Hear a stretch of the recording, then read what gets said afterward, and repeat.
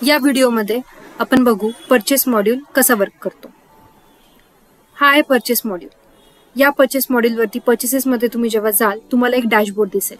या डॅशबोर्ड वरती तुम्हाला तुमचे दिवसभरातले झालेले सर्व बिल्स दिसतील। इथे जर तुम्हाला आधीचे झालेले बिल्स बघायचे असेल तर तुम्ही इथून डेट सिलेक्ट करून बिल्स सुद्धा बघू शकता। फॉर एक्झाम्पल आपण इथून 1 ते 18 तारीख सिलेक्ट करू।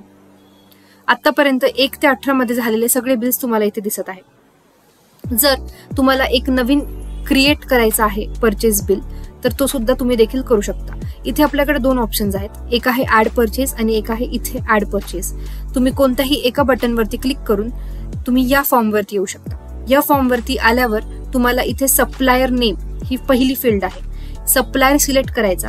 इथून इथे जर तुमचा तो सप्लायर नसेल तर तुम्ही इथून देखील नवीन ऍड करू शकता। नवीन ऍड करण्यासाठी इथे तुमच्याकडे प्लस साइनचा एक आयकॉन आहे, त्याच्यावरती क्लिक करताच तुम्हाला असे काही फील्ड्स येतील, ह्याचे काही इन्फॉर्मेशन भरून सेव्ह करून आणि एक नवीन सप्लायर तुमचा ऍड होऊन जाईल तुमच्या लिस्टमध्ये।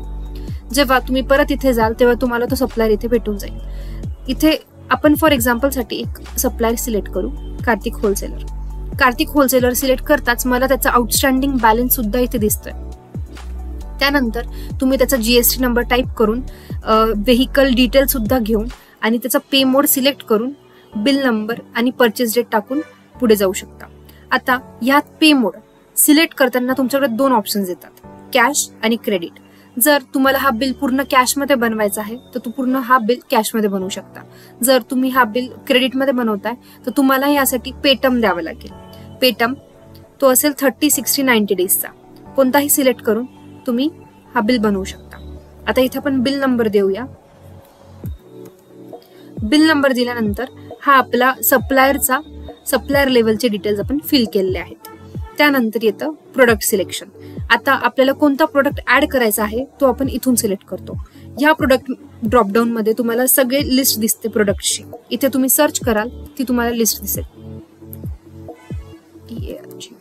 आता आपण हा प्रोडक्ट सिलेक्ट करू, टर्गा सुपर 100। हा जेव्हा मी सिलेक्ट करते मला एक विंडो दिसते, इथे त्याचे काही बॅचेस सुद्धा दिसत आहे मला।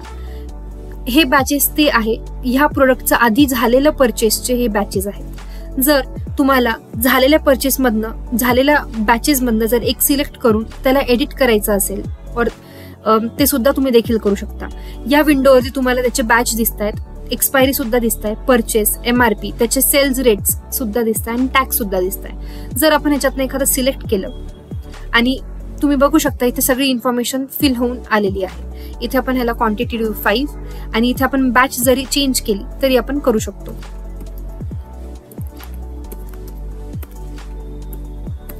बॅच सिलेक्ट करून चेंज करून क्वांटिटी 5 टाकून त्याचप्रमाणे इथे त्याचं रेट सुद्धा पॉप्युलेट झालेला आहे। रेट प्लस जीएसटी सुद्धा, रेट विथ जीएसटी 8% जीएसटी लागून इथे रेट आलेला आहे त्याचा। इथे तुम्ही फ्री क्वांटिटी सुद्धा ऍड करू शकता। फ्री क्वांटिटी ऍड केल्यानंतर इथे स्कीम्स पण ऍड करू शकता, पर्सेंट मध्ये आणि अमाऊंट मध्ये सुद्धा। त्याचा टोटल तुम्हाला इथे दिसून जाईल, ते सगळं कॅल्क्युलेट होऊन जाईल। आणि इथे डिस्काउंट तुम्ही पर्सेंट मध्ये सुद्धा टाकू शकता आणि अमाऊंट मध्ये पण टाकू शकता, ते पूर्ण कॅल्क्युलेट होऊन इथे तुम्हाला दिसेल टोटल मध्ये। आता ह्या टोटल मध्ये तुम्हाला पूर्ण नेट टोटल दिसेल तुमच्या ह्या आयटम साठी। त्यानंतर येतं सेल्स रेट। हे सेल्स रेट ह्या पर्टिक्युलर प्रोडक्टसाठी जे तुम्ही सेल करताना देणार आहेत कस्टमरला, हे तुम्ही चेंज सुद्धा करू शकता, हे तुम्ही ऍड करू शकता। ऍड केल्यानंतर तुमच्या ह्या टेबलमध्ये तुम्हाला हा दिसतोय। आपण अजून एक प्रोडक्ट ऍड करून बघू, ॲक्रोबॅट 100 ग्राम। हे ऍड केलंय, ह्याचं पहिले कधी परचेस झालेलं नाहीये म्हणून ती विंडो आपल्याला दिसली नाही। आपण इथे अजून एक बॅच देऊ। बॅच दिल्यानंतर जीएसटी टाकून एक्सपायरी टाकून आपण पुढे जाऊ। ह्याला आपण क्वांटिटी 10। आता आपण ह्याचा परचेस करतोय। परचेस केल्यानंतर जरी आपण इथे डिस्काउंट टाकला तरी चालेल। डिस्काउंट 10% टाकलाय, 55 अमाऊंट झाली तर 10% आणि हे 555 टोटल झालं डिस्काउंटचं, हे आपण ऍड करू। ऍड केल्यानंतर इथे आपल्याला साइडला टोटल क्वांटिटी दिसते। ह्या टोटल क्वांटिटीमध्ये आपण टोटल क्वांटिटीमध्ये हे जे आयटम्सचे टोटल्स असतात ते दिसतात। 5 आणि 10 हे झाले 15 आणि फ्री क्वांटिटी अजून आपण एकही ऍड नाही केलेली म्हणून ते 0 आहे। इथे आयटम टोटल, डिस्काउंट, तसेच त्याचे टॅक्सेबल, टॅक्स अमाऊंट आणि टोटल अमाऊंट सुद्धा दिसतात। इथे तुम्ही हमाली चार्जेस सुद्धा ऍड करू शकता, त्यालाच आपण फ्राईट अँड पोस्टेज नावाने दिलेला आहे। हमाली चार्जेस वरती प्लस साइन वरती क्लिक केल्यानंतर तुम्हाला इथे हमाली चार्जेसचा एक पॉपअप ओपन होईल. त्या पॉपअप मध्ये तुम्हाला इथे फक्त चार्जेस सिलेक्ट करायचे आहे. ट्रान्सपोर्टेशन चार्जेस आपण सिलेक्ट करू, ऍड करू. ऍड केल्यास तुम्ही इथे अजूनही चार्जेस ऍड करू शकता. ऍड केल्यानंतर अप्लाय बटन क्लिक करून तो चार्जेस जे पण असतील ते अप्लाय होतील आणि ते नेट बिल टोटल मध्ये ऍड होऊन येतील. इथे तुम्ही राऊंड ऑफ सुद्धा करू शकता आणि हे बिल सेव्ह करू शकता. बिल सेव्ह झाल्यानंतर तुम्हाला सक्सेसफुली सेव्ह झालेलाच मेसेज येईल आणि तो तुम्हाला बिल तुम्हाला डॅशबोर्ड वरती दिसेल. अशा प्रकारे तुम्ही एक नवीन बिल क्रिएट केलंय. आता जर या बिल मध्ये तुम्हाला काही एडिट करायचं असेल, अपडेट करायचं असेल, ते देखील तुम्ही करू शकता. इथे तुमच्याकडे अपडेटसाठी एक बटन दिलेलं आहे. अपडेट करण्यासाठी इथे तुमची सगळी व्हॅल्यूज इथे भरून आलेली आहे.